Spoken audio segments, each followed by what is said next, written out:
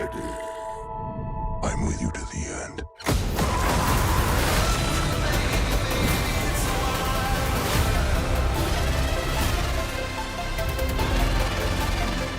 You know, someday we're gonna have to explain to the next generation how we let 3 extremely goofy Venom films make well over $1 billion. And to them, I'll just have one thing to say. Venom Horse.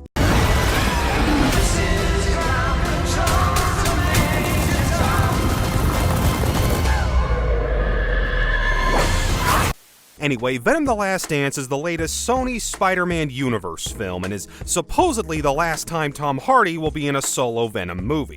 And while I can't go so far as to say The Last Dance is good, it's probably the best of this unexpected trilogy. Fresh off the events of Let There Be Carnage and the go-nowhere cameo from Far From Home, The Last Dance kicks off with Eddie and Venom on the run from the law down in Mexico. They decide they can start new lives if they sneak their way into New York City, but that plan is almost immediately thwarted by Null, a symbiote god who sends nearly indestructible creatures to hunt down Venom and retrieve something that could free him to take over the universe. Fans of the comics will quickly recognize this as sounding a bit like Donny Cates' excellent recent Venom run, but sadly the film doesn't adapt too much beyond a few basic concepts.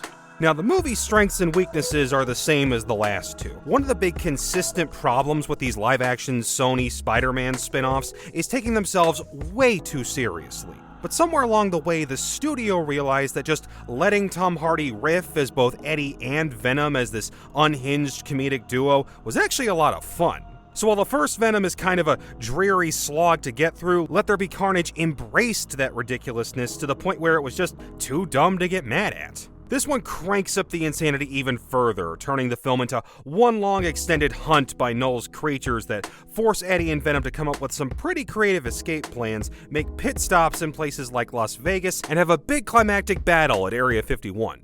Unfortunately, it can't quite shake the usual Sony jank. The B-plot involving Chiwetel Ejiofor and Juno Temple is never allowed to be as goofy as it clearly wants to be. There's a new batch of symbiotes that felt like they were a much bigger deal in an earlier draft of the script. Null kicks off the movie sounding straight out of Masters of the Universe, and we get the same bad ADR and chopped up editing that keeps popping up in all of these, though thankfully it never reaches Madam Web levels. Now, as for the ending, there are a lot of rumors about how this could somehow play into the fourth Tom Holland Spider-Man movie, while also leaving the door open for Hardy to step back into the Venom role down the road. I'll save the spoilers for a separate video, but just for now, I'll say they don't handle Null like how you might expect, and they try to make this both a finale for the Venom story, while also leaving the door wide open for a comeback. You'll know it when you see it. Look, the Venom movies have never been for me, but they've clearly built up a fan base, and The Last Dance goes out on a high note that gives those fans the chance to celebrate one very talented actor's unique take on one of Marvel's most recognizable characters. I may not love it, but I had way too much fun to hate it. See it for yourself, and let me know what you think down in the comments. Thanks for watching.